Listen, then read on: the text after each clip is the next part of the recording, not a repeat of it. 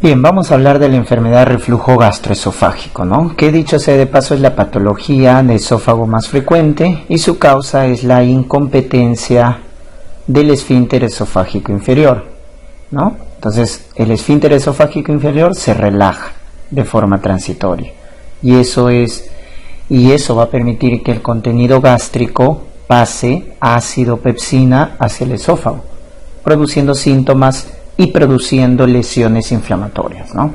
Y eso viene a ser la enfermedad de reflujo, porque recuerden que hay un reflujo fisiológico.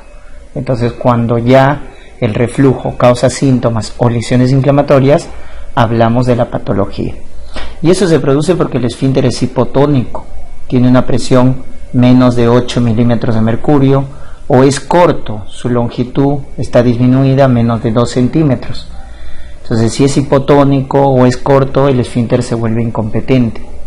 Y el factor anatómico que predispone a reflujo, recuerden, es la hernia del hiato esofágico. ¿Pero qué tipo? El tipo 1, el llamado por deslizamiento, ¿ya? Ese es el factor anatómico que predispone a reflujo, porque el tipo 2, llamado paraesofágico, predispone a vólvulo gástrico, ¿ya? A vólvulo gástrico. El 1 es el que produce la enfermedad de reflujo. Recuerden que en el caso de reflujo hay la llamada disociación clínica endoscópica. ¿Por qué? Porque el paciente tiene muchos síntomas, como pueden ver, pero en la endoscopía no hay lesión. Y eso es lo más frecuente. Lo más frecuente es el reflujo no erosivo, que consiste en que el paciente tiene muchos síntomas, pero el esófago está normal. No hay lesión inflamatoria, pero el paciente tiene ardor, tiene dolor torácico, tiene regurgitación, etc. ¿Ya? A eso se conoce con el nombre de disociación clínica endoscópica. Y es lo más frecuente, 60%. En cambio, en el 35% ya va a haber lesión inflamatoria. Hablamos ahí del reflujo erosivo, cuando ya genera esofagitis, cuando ya genera estenosis, o complicada cuando ya genera esófago de Barrett, que es la lesión premaligna que predispone a cáncer. ¿Correcto? Que predispone a cáncer. Los factores de riesgo para enfermedad de reflujo, por ejemplo, es paciente varón, adulto, a mayor edad, mayor riesgo, consumidor de tabaco, alcohol, café, la obesidad, aumenta el factor de riesgo para lo que viene a ser la enfermedad de reflujo. Hay que tener en cuenta, les van a decir ese contexto, ¿no? Adulto, obeso, fumador, que consume tabaco y que tiene la clínica típica del paciente, que viene a ser el ardor retroesternal, la pirosis, que es lo más frecuente, o lo más específico, la regurgitación, o el dolor torácico, ¿no? Que empeora con los nitratos. Ese es un dato en la emergencia. Si en la emergencia nos dicen paciente obeso con dolor torácico, yo lo primero que pienso es una angina. Le doy nitrato y empeora el dolor. Es una enfermedad por reflujo.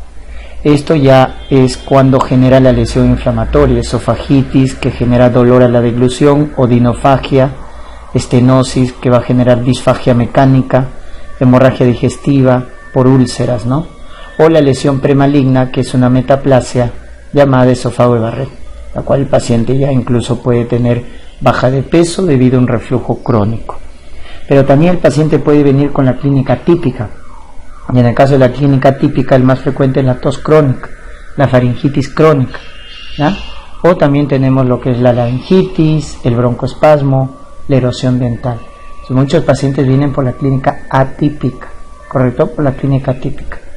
Muy bien. Cuando hablamos del esófago de Barrett, recuerden que esta es una lesión complicada del reflujo crónico, que hay que hacer el diagnóstico con endoscopía más biopsia. Endoscopía más biopsia. Se presenta en mayores de 50 años, cuando el reflujo tiene más de 5 años, paciente con obesidad, raza caucásica. Esos son los factores de riesgo para esófago de Barrett. Se presenta en un reflujo crónico, en adulto mayor, obeso, de raza caucásica. ¿Y en qué consiste el esófago de Barrett? Es una metaplasia, ¿no? Cambia este tejido del esófago, que es un epitelio poliestratificado escamoso, plano, a un epitelio monoestratificado cilíndrico, y como tiene células caliciformes se llama intestinal. Ese cambio de un epitelio adulto por otro se llama metaplasia, y ese es el esófago de Barrett. un cambio de un tejido por otro. Poliestratificado escamoso a monoestratificado cilíndrico intestinal. A eso cambia. Ahora, cuando el patólogo les diagnostica esófago Barrett, les tiene que precisar si hay o no hay displasia, porque si no hay displasia es de bajo riesgo, solo vigilancia endoscópica cada 3 a 5 años y altas dosis de inhibidores de protones. Si la displasia es de bajo riesgo, vigilancia cada 6 a 12 meses, o sea, se hace más estrecha, ¿no? Y altas dosis de manejo farmacológico.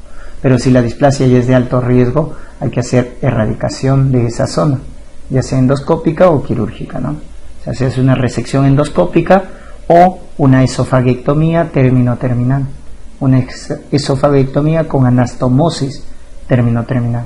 Cuando ya tiene displasia de alto grado, lo tratamos como un cáncer, hay que resecar esa zona. Cuando el paciente con reflujo, chicos, llega con la clínica típica pirosis, regurgitación, de frente le doy tratamiento.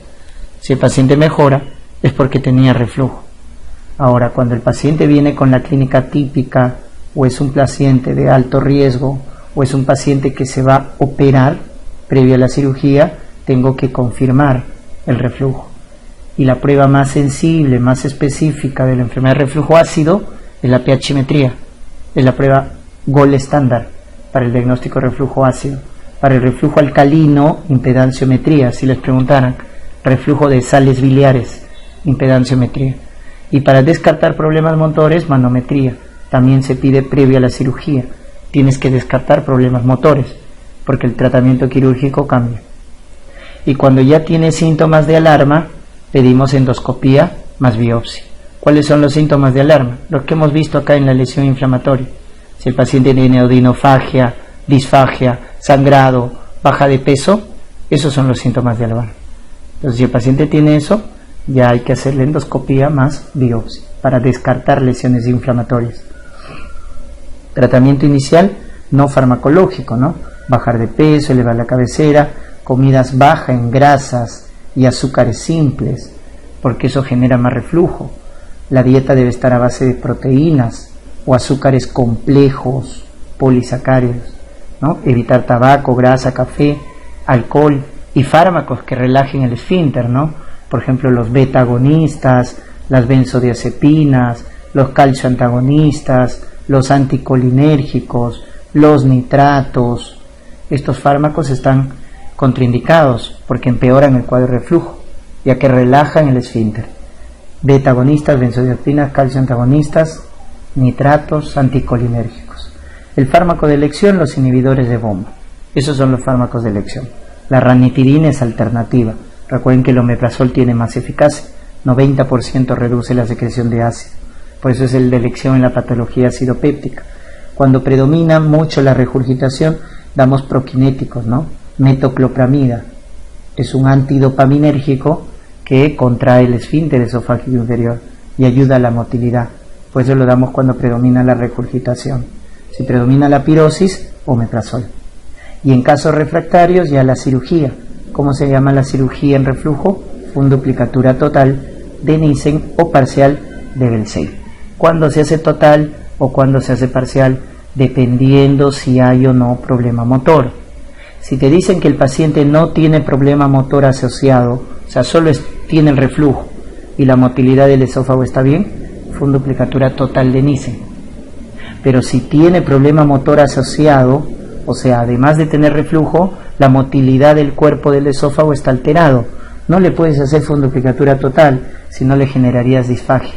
Ahí le haces funduplicatura parcial de Belsay, cuando tiene asociado problema motor, ¿correcto?